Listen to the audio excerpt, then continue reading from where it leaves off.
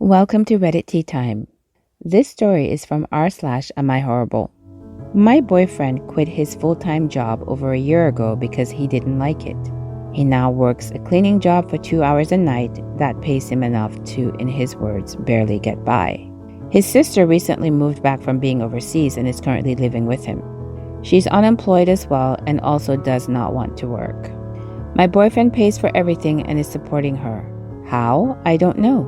But it bothers me because I feel like he's freeloading off of me and subtly taking advantage of me. For example, when we go grocery shopping, he asks to put his groceries in my cart and pay for our groceries together.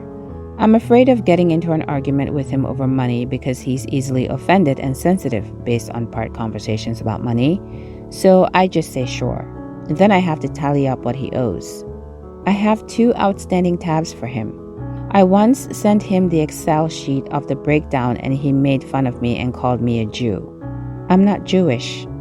He stays over at my apartment every weekend. Even before his sister moved in with him, he wouldn't want me to come over to his apartment on weekends. This all started after he quit his job.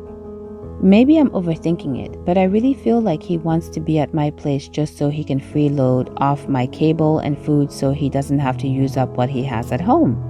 I finally said something after our recent trip to the grocery store. He picked out shampoo and a candle for his sister and paid for it on his own, but he put his groceries in my basket. So when he was leaving my apartment, I was taking his food out of the freezer and asked him to pay me back for the stuff.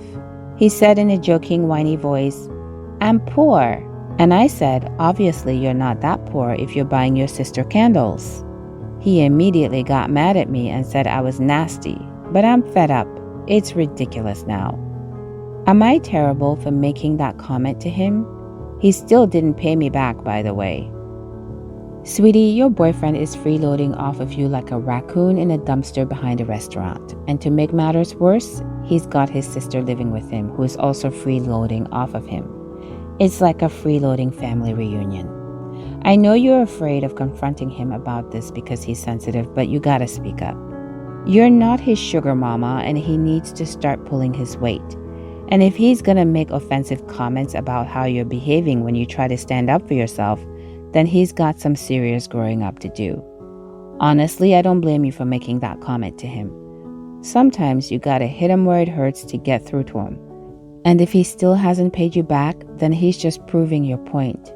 You're not the terrible one here. You're just tired of being taken advantage of, and that's perfectly understandable. It's time for him to shape up or ship out, and if he can't handle that, then he's not worth your time. This story is from r/Am I Terrible. My colleague has a chessboard in his office for casual games with anyone who is willing. It can be a move a day or a sit-down game during a long break.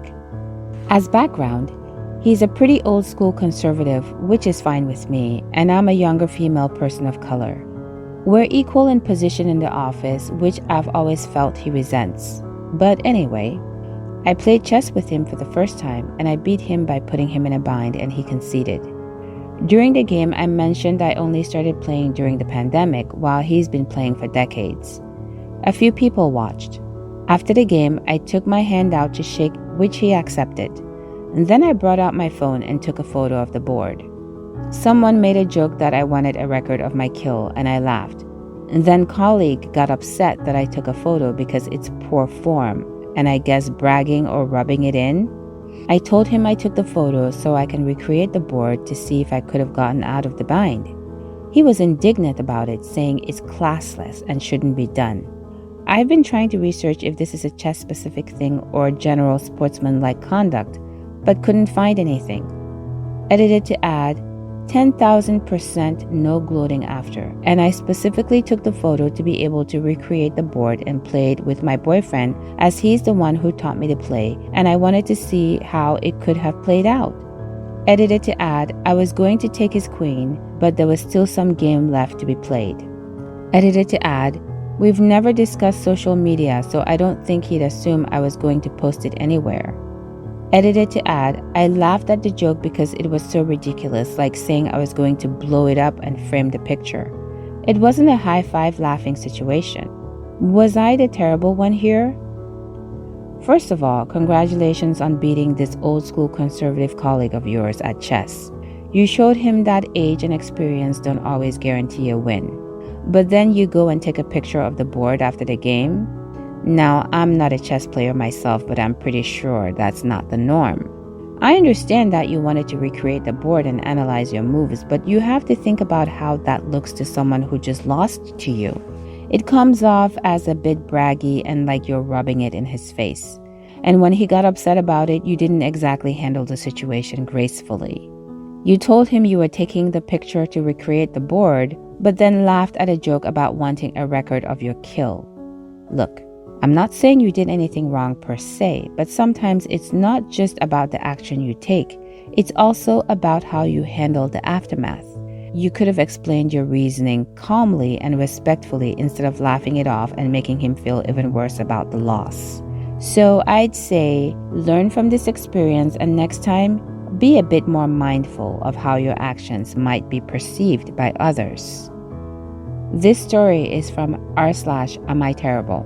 My brother got kicked out by our parents at 18 because he dropped out of high school and refused to work. Our parents gave him 3 days after his birthday to leave and told him not to contact them for money or ask them to change their minds. He didn't contact us for 4 years, which is when he had my niece, and told my parents they'd never get to meet her. He kept his word, and to this day, our parents have never met their granddaughter. He had contact with me though. He'd pick me up to visit sometimes, but that stopped when I was 18 and still said I supported what my parents did. He's married now and he does welding or something along those lines, so I think getting kicked out was the best thing that could have happened to him. To this day, he has never said a word to our parents and has told my niece that they're dead. He refuses to attend any family gatherings if they're there and never brings his family. He makes posts online about how parents who kick out their kids at 18 are terrible and how he'll never do the same. I had enough of him disrespecting the people who took care of him, so I went out there to visit and lost it at him. I said he deserved to get kicked out for being a lazy freeloading brat, and his daughter wouldn't exist if he hadn't been. I accused him of hating our parents for being right more than he loves his daughter. He told me to get out and not come back and said I'm just like our parents. I don't think I was wrong, but my boyfriend said that I'm rubbing salt in the wound and making things worse for no reason.